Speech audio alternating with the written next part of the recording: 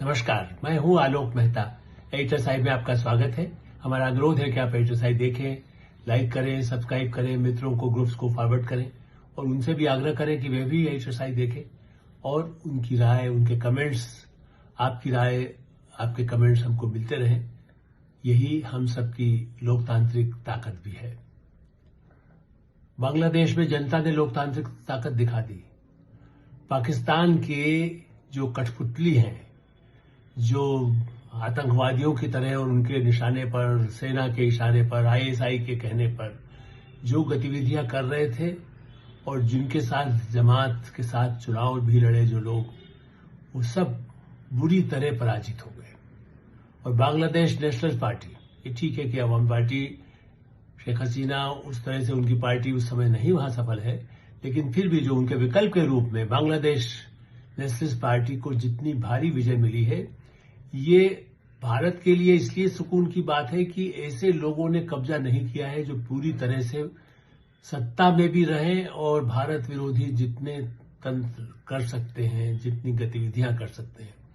हाँ ठीक है, जमात का कुछ ऐसे इलाकों में प्रभाव हुआ है, अभी भी रहा है, जहां कुछ सीटें उन्होंने जीती है, जहां जो हमारे भारत की सीमा से लगी हुई है, जिससे अपने कुछ जिले प्रभावित हो सकते हैं। लेकिन अब प्रधानमंत्री नरेंद्र मोदी ने बाकायदा आशा भी व्यक्त की है कि हम अपने संबंध, बधाई भी दी है बांग्लादेश नेशनल पार्टी के तारिक रहमान साहब को, और बधाई दी चूंकि तो वो बाहर से आए 35 साल बाद, एक तरह से परिवार में उनका जिया, पहले भी उनकी मां रजिया रही, उनके लिए भी सहानुभूति भारत ने रखी। क्योंकि भारत ने, आप याद रखिए कि प्रधानमंत्री नरेंद्र मोदी की शुरू से पॉलिसी है कि सब हमारे पड़ोसी देशों के साथ हमारे सबसे अच्छे संबंध, और इसीलिए शेख हसीना को भी हर संभव सहायता। लेकिन उनके साथ यदि कुछ गलत, उन्होंने, उनके साथियों ने गलत काम किए होंगे, कुछ गलतियां रही हैं, इसीलिए, और जिस समय जो स्थितियां पैदा हुई, जो उग्रवादी, उसमें पाकिस्तान का या विदेशी और भी ताकत, लोग तो अमेरिका का भी हाथ मानते हैं।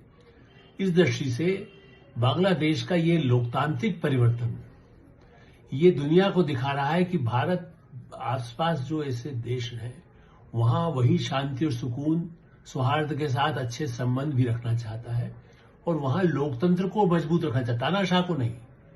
कहने को शरीफ साहब पाकिस्तान में है, लेकिन वहां तो आईएसआई और सेना ही चलाती है।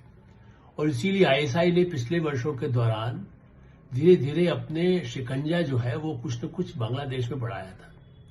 और उसको ऐसे ही विदेशी तत्व, जिसमें चाइना को भी रहती है, उसमें अमेरिका के भी कुछ ताकतें ऐसी है जो वहां सक्रिय रहे हैं, जिनकी इच्छा है कि भाई जो बांग्लादेश के कुछ इलाकों पर उनका भी प्रभाव रहे, किसी तरह से भारत का प्रभाव न हो।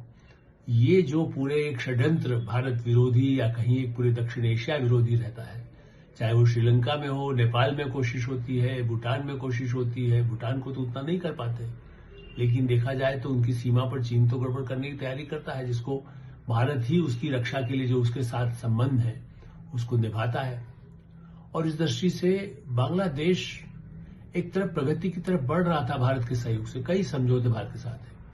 लेकिन बांग्लादेश से जिस तरह से वहां तबाही हुई, उसमें न केवल हिंदू अल्पसंख्यक भाई भारत की तरफ बहुत आए, बल्कि उसी तरह से वहां की गरीबी, वहां की गड़बड़ियां या जो घुसपैठ जिसको कह सकते हैं, अवैध रूप से भारत में बांग्लादेश से जो लोग आए, वो एक भारत के लिए चिंता का विषय हुआ है। खास करके पश्चिम बंगाल और सीमावर्ती जो भारत के अपने ऐसे राज्य हैं, और इसको लेकर के इसलिए पश्चिम बंगाल में भी चुनाव है।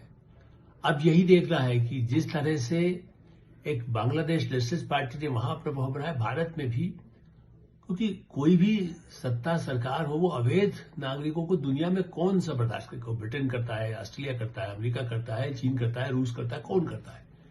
कोई भी अवैध लोगों को भारत में अपने जैसे नहीं हम आने देते। ऐसी दुनिया की कोई भी जो ऐसी लोकतांत्रिक सरकारें हैं, वो भी कोई बहुत संकट में है तो जैसे आप शरण दे दीजिए, वो समझ में आता है। लेकिन हजारों की संख्या में भी घुसपैठ होने लगे, और जो कुछ हुई है पिछले वर्षों के दौरान, उसमें कुछ नाकामी भारत के उन राज्य सरकार को कहिए, कुछ समय की पहले की केंद्र सरकार कहिए, जो उदार नीति के नाम पर जो घुसपैठ को अलाउ किया। आज भी यह है कि जो मूलतः ये ठीक है कि भारत का अभिन्न अंग रहा है, सब कुछ पूरा इलाका ऐसा रहा है, चाहे वो अफगानिस्तान हो, पाकिस्तान हो, बांग्लादेश हो, किस समय तो अखंड भारत का हिस्सा है। लेकिन दुनिया की कई ताकतें भारत के और इस पूरे एरिया का विकास नहीं देखा जाते। बांग्लादेश अभी भी भड़काने की कोशिश भारत में हुई।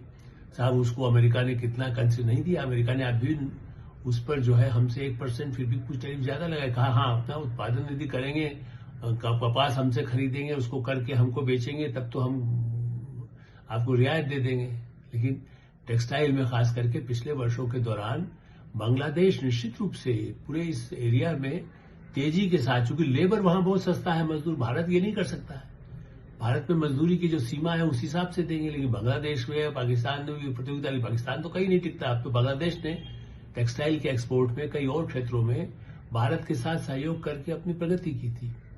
और उसी का परिणाम है कि जो स्थितियां बनी है पिछले वर्षों के दौरान, भारत और बांग्लादेश के संबंधों को बिगाड़ने में भारत की ताकतों ने, बाहर की ताकतों ने हमेशा नुकसान पहुंचाने की कोशिश की।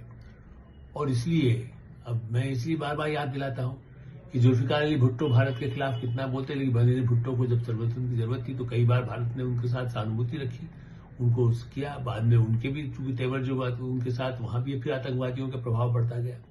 नवाज शरीफ के साथ भी भारत का संबंध बनाने की कोशिश अटल बिहारी वाजपेयी से लेकर मोदी जी तक ने कोशिश किया। लेकिन अब जब वहां शरीफ जो प्रधानमंत्री हैं वो तो कठपुतली हैं, तो यही कोशिश पाकिस्तान की थी कि बांग्लादेश में एक कठपुतली हो, जमात और उनका कब्जा हो जाए, या जो अभी उपद्रवी आतंकियों की तरफ से जो छात्रों को, सोकाल्ड युवाओं का समूह इकट्ठा होकर के एक पार्टी प्रणाली नहीं, जमात के साथ मिलकर चुनाव लड़ा।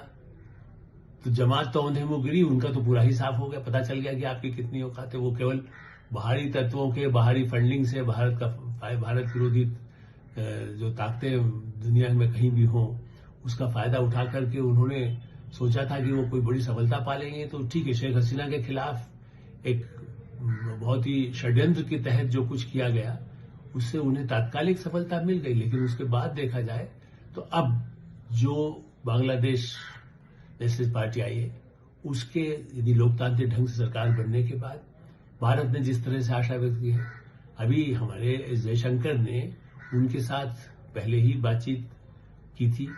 जब वो चुनाव से भी पहले उन्होंने उनसे बात की, उन्हें लगता था कि ये भविष्य इनका हो सकता है। लंदन में, विदेश में भी रह रहे थे बहुत समय से वो, तो इस दृष्टि से उनका वापस अपने देश में आना, अपनी माँ के पास भी आना उस समय अंतिम समय में, उसके बाद सारे उसके लिए, और उनको भी लोग उसी तरह से, चूंकि लोकतांत्रिक कोई काम करना चाहता है उसके लिए इन सब देशों में हमारे, जो कि जहां जड़ तो लोकतंत्र की है ही, जनता चाहती है कि हमारी मर्जी की सरकार बने। और इसलिए तारिक रहमान के नेतृत्व में बांग्लादेश एक नए, जिसे कह सकते नई सुबह यहां पर हो, नई ताजगी के साथ आए और भारत के साथ संबंधों को, जो बीच में कुछ तनाव बने, बीच में गड़बड़ियां हुई, लेकिन फिर भी भारत ने बहुत ही संयम और धैर्य के साथ इतनी भारत विरोधी गतिविधियों को संचालित करने के सारे पाकिस्तानी के प्रयास के बावजूद भारत ने बांग्लादेश के साथ अपनी सहानुभूति, खास करके जनता के प्रति, अवैध लोगों के घुसपैठ के खिलाफ तो एक दृढ़ भारत का अमित शाह गृहमंत्री और प्रधानमंत्री नरेंद्र मोदी, विदेश मंत्री एस जयशंकर, भारत सरकार पूरी, राजनाथ सिंह, हमारे सशस्त्र बल हों, केंद्रीय सुरक्षा बल हों, सीआरपीएफ हो, रिजर्व सेंट्रल रिजर्व पुलिस हो, सबने एक पूरा एक संकल्प के साथ ये रखा है कि सीमा के पार से आप घुसपैठ न हो। लेकिन कई हमारी चूंकि सीमाएं पाकिस्तान बांग्लादेश में इतनी बड़ी है, पहचान एक दूसरे को इसी तरह की है, जिससे कि इस तरह के संकट आने की संभावनाएं रहती हैं। और इसलिए मेरा ऐसा मानना है कि अब एक, जिसको कह सकते हैं कि जैसे दूसरों के जो प्रभाव वाले जो लोग हैं और जो वहां की गरीबी है, वहां की भुखमरी है, वहां की जो समस्याएं हैं बांग्लादेश की, एक गंभीर आर्थिक संकट से वो गुजरता रहा है। ऐसी स्थिति में अब उसे नए सिरे से फिर से खड़ा कर लोकतांत्रिक शक्ति के रूप में सामने रहे, भारत के साथ अच्छे संबंध रहे, दुनिया के और देशों के साथ भी अच्छे संबंध रहे। हम ये भी नहीं कहते, लेकिन हाँ ये कि पाकिस्तान की कठपुतली या ऐसे किसी विदेशी ताकत, चीन की कठपुतली या ऐसे उनके आईएसआई के षड्यंत्रों का शिकार बांग्लादेश भी न हो। उन्हें शेख मुजीबुर रहमान, जिन आज बांग्लादेश के बनाने में भारत के, भारतीयों का, सेना का कितनी महत्वपूर्ण भूमिका रही। और इस दृष्टि से, क्योंकि वो तो उनकी आजादी की लड़ाई थी, मुक्ति सेना को अफ्तार किसने किया, बांग्लादेश की मुक्ति सेना को तो भारत ने ही सहायता दी थी। इस दृष्टि से एक नई उम्मीद की किरण वहां पर दिखाई दी है। उम्मीद की जानी चाहिए हमें भी कि लोकतंत्र के इस बड़े यज्ञ में जो कुछ अच्छे परिणाम निकल के आए हैं उसकी खुशबू, उसमें से जो भी जैसे होता है कि चंदन से निकल करके आता है, लेकिन उसके साथ कहीं कहीं चंदन जब होता है जंगल में तब तो कुछ सांप भी होते हैं। तो ऐसा ना हो कि फिर वो कोई सांप, वो अजगर, ड्रैगन तो आप जानते हैं कि चीन का एक चिन्ह भी है, उसे ड्रैगन के रूप में ही ध्यान रखा जाता है।